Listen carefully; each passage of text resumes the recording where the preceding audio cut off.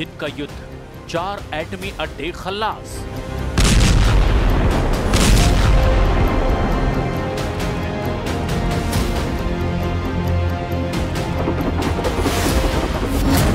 दो दिन का युद्ध, 40 टॉप कमांडरों का सफाया।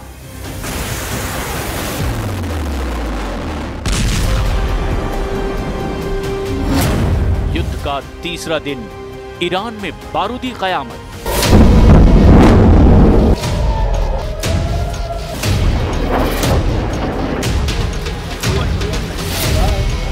इजराइल ने 200 जंगी जेट से ईरान में बारूद बरसाया। जवाब में ईरान ने 200 बैलिस्टिक मिसाइलों की बौछार की।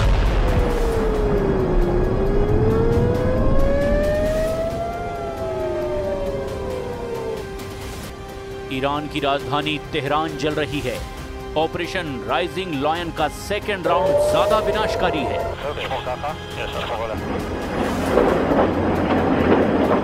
नेतन्याहू युद्ध को जल्द से जल्द खत्म करने के मूड में हैं। वहीं ईरान भी झुकने को तैयार नहीं। जबरदस्त जंग छिड़ी हुई है।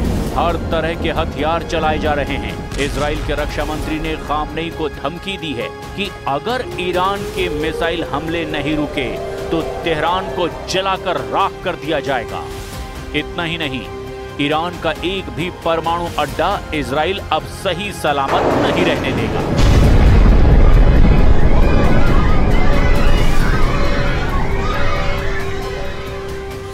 ईरान के मिसाइल हमले के जवाब में इजराइल ने जैसा पलटवार किया है वो बेहद खौफनाक है। इजराइल ने ईरान की राजधानी Tehran, nuclear power center Natanz, missile launch center Tabriz और काउंटर स्ट्राइक सेंटर शिराज समेत कई शहरों को बारूद से पाट दिया है। एपी की रिपोर्ट के मुताबिक ईरान की सरकारी न्यूज एजेंसी ने दावा किया है कि फोर्डो एटमी प्लांट के पास 2 धमाके हुए हैं। जानकारी के मुताबिक ईरान का ये न्यूक्लियर ठिकाना जमीन के सैकड़ों मीटर नीचे है। इसके अलावा इजराइल ने दावा किया कि उसने एस्फान में ईरानी परमाणु सेंटर पर हमला किया है। ईरान की आधिकारिक IRNA समाचार एजेंसी ने बताया कि पूर्वी अजरबैजान प्रांत में तबरीज के पास में एक रडार स्टेशन पर भी हमला हुआ है। पूर्वी अजरबैजान में ईरान के 11 आर्मी बेस पर हमला हुआ और इसमें 18 लोग मारे गए।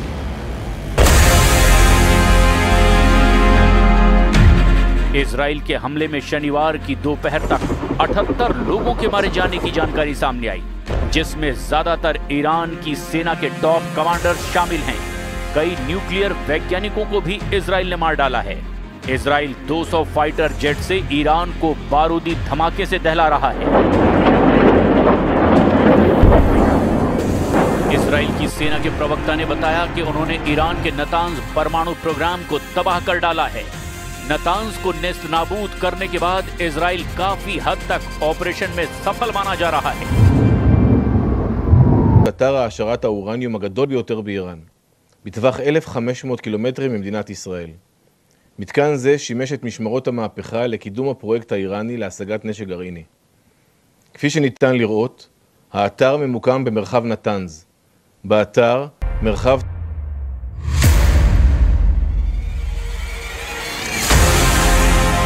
ईरान में बारूदी कोहराम मचाने के बाद भी इजराइल ने ऐलान किया है कि ये तो सिर्फ ट्रेलर है। नेतन्याहू का अल्टीमेट गोल ईरान की पूरी परमाणु पावर को बर्बाद करने का है। अब तक इजराइल के बारूदी प्रहार से ईरान के 4 एटमी साइट पर तहलके का अपडेट है। रिपोर्ट्स के मुताबिक इजराइल ने ईरान की कम से कम 4 परमाणु साइटों पर हमला किया है। पहला नतांज, जहां ईरान का सबसे बड़ा यूरेनियम एनरिचमेंट प्रोग्राम चल रहा है। नतांज में 14,000 सेंट्रीफ्यूज से 60% तक यूरेनियम संवर्धन किया जा रहा है। इजराइल ने इस एटमी सेंटर के ऊपरी हिस्से को बम धमाके से उड़ा दिया है। नतांज में पावर सप्लाई ठप हो गई है, जिससे एटम बम के सेंट्रीफ्यूज को भारी नुकसान पहुंचा है। इसी तरह इजराइल ने फोर्डो यूरेनियम एनरिचमेंट फैसिलिटी को भी बमबारी से दहला दिया है। पहाड़ी इलाके में बने इस एटमी सेंटर में 2200 सेंट्रीफ्यूज के साथ 60% तक यूरेनियम संवर्धन हो रहा है। ईरान ने दावा किया है कि इस पर हमला हुआ, जबकि इजराइल ने फोर्डो पर हमले से साफ इनकार कर दिया। असल में फोर्डो एटमी सेंटर पर 2016 में ईरान ने S-300 मिसाइल सिस्टम तैनात कर रखा है, जिससे यहां पर हमला करना आसान नहीं है। उधर एस्फान न्यूक्लियर साइट पर भी ईरान ने हमले का आरोप लगाया, जबकि इजराइल ने इसकी पुष्टि नहीं की है।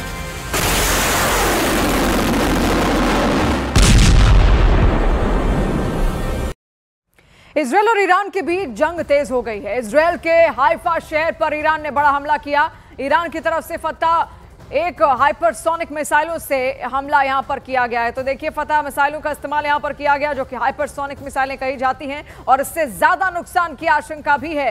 और ऐसे में देखिए, अटैक्स रात के अंधेरे में कई बार इजराइल की ओर से ईरान पर हो रहे हैं, फिर ईरान इजराइल पर कर रहा है, और इजराइल के हाइफा शहर पर भी अब ईरान की ओर से यहां पर हमला कर दिया गया है। देखिए, ईरान पहले ही कह चुका है कि यह हमला उसको आतंकी हमला समझेगा जो इजराइल ने उस पर यहां पर किया है, क्योंकि कई सारे परमाणु अड्डों के इर्द गिर्द यह हमला किया गया है इजराइल की ओर से। एक बड़ा नुकसान ईरान को देखिए यहां पर हो सकता था, लेकिन तेहरान में पहले से ही काफी नुकसान इजराइल ने यहां पर किया।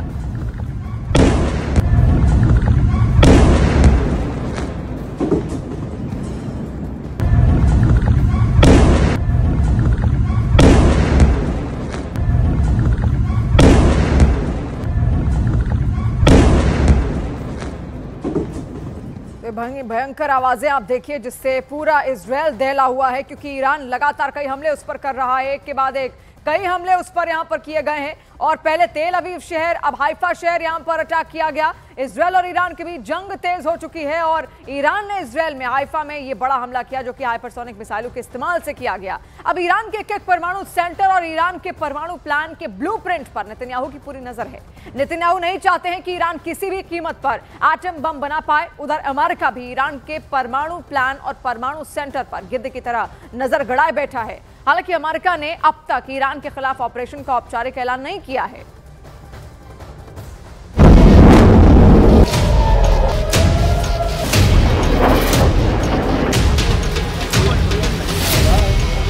हालांकि इजराइल जल्द ही ईरान की सभी एटमी साइटों पर हमले की धमकी दे रहा है। וגם כוונות, כפי שראינו כבר. צה"ל פעל באיראן והפתיע. זה חלק מהסיבות שלא בוצע ירי לעבר ישראל של טילי קרקע עד כה. אבל אנחנו עוקבים אחרי איראן, נערכים לתגובה מאיראן, יודעים שהם נערכים לתגובה. इजराइल के टारगेट पर ईरान के जो एटमी ठिकाने हैं, उन्हें भी जान लीजिए। बुशहर परमाणु पावर प्लांट ईरान का इकलौता बिजली उत्पादन करने वाला परमाणु सेंटर है। ये अब तक हमले से बचा हुआ है। ईरान के अराक में परमाणु हथियारों के लिए प्लूटोनियम बनाया जाता है, पर यहाँ भी अब तक इजराइल ने धमाके नहीं किए हैं। तेहरान में रिसर्च रिएक्टर साइट पर भी इजराइल ने अब तक हमले का दावा नहीं किया है। इजराइल डिफेंस फोर्स के मुताबिक ईरान में 15 ऐसी साइट्स हैं जहां न्यूक्लियर प्रोग्राम का शक है।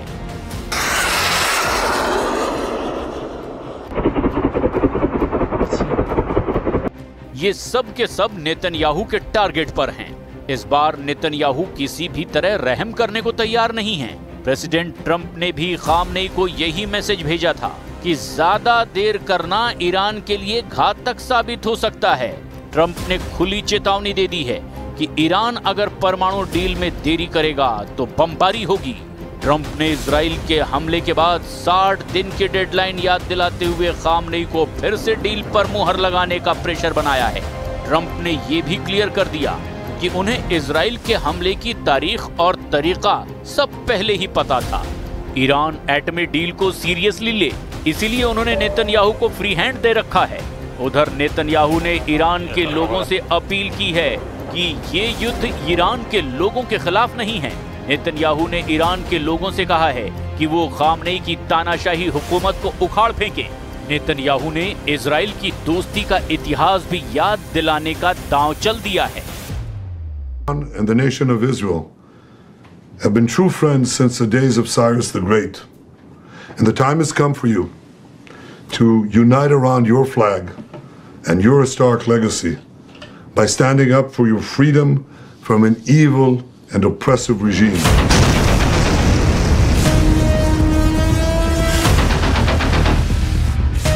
टाइम्स ऑफ इजराइल के मुताबिक अमेरिकी अधिकारियों ने कहा कि सुपर पावर के एयर और नेवल डिफेंस सिस्टम ने ईरान की बैलिस्टिक मिसाइलों को ढेर कर दिया है।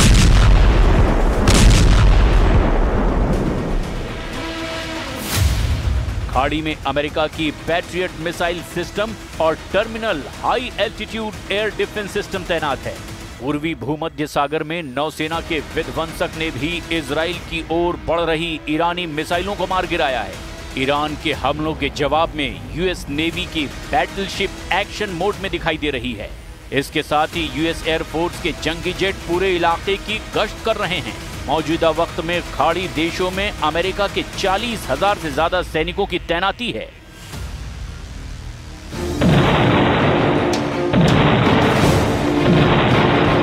अमेरिका ने अब तक ईरान के खिलाफ मिलिट्री ऑपरेशन का औपचारिक ऐलान नहीं किया है, लेकिन ट्रंप की धमकियां ये साफ कर रही है कि वो किसके साथ इस वक्त मजबूती से खड़े हैं। ऐसे में अमेरिका को युद्ध में सीधे आने में देर भी नहीं लगेगी। फिलहाल सुपर पावर इजराइल को पूरी छूट देकर ईरान को सबक सिखाने का मौका दे रहे हैं। इसके लिए इजराइल नए तरीके से ईरान पर हमले का मिशन ऑन कर चुका है। जंगी जेटों के बाद ईरान पर इजराइल की डॉल्फिन क्लास सबमरीन का तूफानी हमला हो सकता है। इजराइल की डॉल्फिन क्लास पनडुब्बियां साइज में जितनी बड़ी हैं, उतना ही साइलेंट अटैक करती हैं। डॉल्फिन क्लास सबमरीन का साइलेंसिंग सिस्टम और स्टेल्थ डिजाइन इन्हें सबसे घातक बनाता है। ये पनडुब्बी कई ऐसे हाईटेक सिस्टम से लैस है जो किसी भी दुश्मन की जागती आंखों को भी चकमा दे सकते हैं। AIP तकनीक यानी एयर इंडिपेंडेंट प्रोपल्शन से पनडुब्बियां सतह पर आए बिना ही कई दिन तक पानी के नीचे रहकर हमला कर सकती हैं। इजराइल डॉल्फिन क्लास पनडुब्बी से ईरान के खिलाफ गुप्त ऑपरेशन शुरू करने का सिग्नल दे चुका है। इजराइल जैसी तैयारी कर रहा है, ईरान भी उतने ही सधे प्लान बना रहा है। सुप्रीम लीडर अली खामनेई ने ईरान के सैन्य बल को ऑर्डर दिया है कि ये युद्ध ईरान जैसा चाहेगा उसी तरह खत्म करेगा। खताय बुजुर्गी करद, गलती करद व अवाक़िब او رو بیچاره خواهد کرد به توفیق علم। ईरान को इजराइल से युद्ध जीतना है तो उसे अमेरिका से निपटना होगा। सुपर पावर के मिलिट्री बेस जब तक एक्टिव हैं, ईरान ये युद्ध जीत नहीं सकता। मुमकिन है खामनेई ने ट्रंप को झटका देने का वॉर प्लान भी बना रखा है। ईरान के रेवोल्यूशनरी गार्ड अमेरिका के जिन बेस को निशाना बना सकते हैं, उन्हें भी जरा देख लीजिए। अल उदीद एयरबेस, कतर। खाड़ी देशों में अमेरिका का सबसे बड़ा सैन्य अड्डा, जिसे यूएस सेंट्रल कमांड का हेडक्वार्टर कहा जाता है। अल उदीद एयरबेस साल 1996 में बनाया गया। 24 हेक्टेयर में फैले इस बेस में लगभग 100 जंगी जेट और ड्रोन का बेड़ा तैनात है। एयरबेस पर 10,000 सैनिकों की मौजूदगी है। खाड़ी के सभी देशों में ऑपरेशन इसी बेस से सेंट्रल कमांड से चलाया जाता है। ईरान को तबाह करने के लिए सुपर पावर का यही एयरबेस ही काफी है। इसीलिए सबसे पहले यही ईरान पर धमाके शुरू कर सकता है। इसके बाद ईरान के टारगेट पर बहरीन में यूएस नेवी बेस होगा। Naval support activity NSA Bahrain, अमेरिकी नौसैनिक अड्डा जिसे पहले ब्रिटिश रॉयल नेवी इस्तेमाल करती थी, ये बहरीन में HMS जुफेयर की साइट पर बना है। नेवी बेस में 9,000 सैनिकों की तैनाती मुमकिन है। इसे यूएस नेवी के 5वें बेड़े का सेफ हाउस कहा जाता है, जहां अमेरिकी नेवी के सभी जंगी लड़ाके तैनात रहते हैं। कुवैत में बना अमेरिकी अड्डा भी ईरान के लिए बड़ा खतरा है, जिसे कैंप आरिफ जान नाम से जाना जाता है। कैंप आरिफ जान कुवैत से 55 किलोमीटर दक्षिण पूर्व में मौजूद है। साल 1999 में बनाए गए इस मिलिट्री बेस को कमांड हब की तरह इस्तेमाल किया जाता है। इनके साथ अल धफरा एयर बेस UAE भी ईरान की आंख में खटकता है, जहां अमेरिका के टोही खुफिया जानकारी जुटाने और कॉम्बैट एयर ऑपरेशन के हथियार मौजूद हैं। अल दाफरा बेस पर भी F-22 रैप्टर स्टेल्थ फाइटर और अवैक्स की भी तैनाती है। इराक और सीरिया में ऑपरेशन के लिए अमेरिका ने एरबिल में बेस बना रखा है, जहां से ईरान को निशाना बनाना बहुत आसान है। अमेरिका की इसी घेरेबंदी को तोड़कर ईरान इजराइल से युद्ध जीतने की सोच सकता है। फिलहाल इजराइल पूरी तरह से ईरान पर हावी दिखाई दे रहा है। इजराइल के हवाई हमले के डर से ईरान का एयर स्पेस खाली पड़ा हुआ है। ईरान के हवाई रूट पर विमान तलाशने से भी नहीं मिल रहे हैं। वहीं ट्रंप का प्लान ईरान से खामनेई की हुकूमत को उखाड़ फेंकने का है। ईरान के पूर्व शाह पहलवी के बेटे की भी युद्ध में एंट्री हो गई है। एक इंटरव्यू में ईरान के पूर्व शाह के बेटे रजा पहलवी ने खामनेई की जमकर आलोचना की। रजा पहलवी ईरान के आखिरी शाह के बेटे हैं। 1960 में जन्मे रजा को 1967 में ईरान का क्राउन प्रिंस बनाया गया था, लेकिन 1979 में इस्लामिक क्रांति के बाद उनका परिवार देश से बाहर निकाल दिया गया। इसके बाद शाह पहलवी को ईरान में घुसने ही नहीं दिया गया, लेकिन रजा पहलवी ने नेशनल काउंसिल ऑफ ईरान नाम का एक संगठन बनाकर खामनेई का विरोध जारी रखा। इजराइल के ईरान पर हमले के बाद रजा पहलवी मुखर होकर खामनेई के खिलाफ विद्रोह का ऐलान कर रहे हैं। 2023 में रजा ने इजराइल का दौरा करके नेतन्याहू से मुलाकात की थी। ईरान पर हमले के बाद नेतन्याहू ने भी ईरान इजराइल के पुराने संबंधों का हवाला देकर खामनेई के खिलाफ ईरान के नागरिकों को भड़काने का दांव चला। रजा पहलवी ईरान के लोगों को खाड़ी के बाकी देशों की कहानी सुनाकर खामनेई के खिलाफ खड़ा कर रहे हैं, लेकिन ये कोशिश कितनी कामयाब होगी ये बताना बहुत मुश्किल है।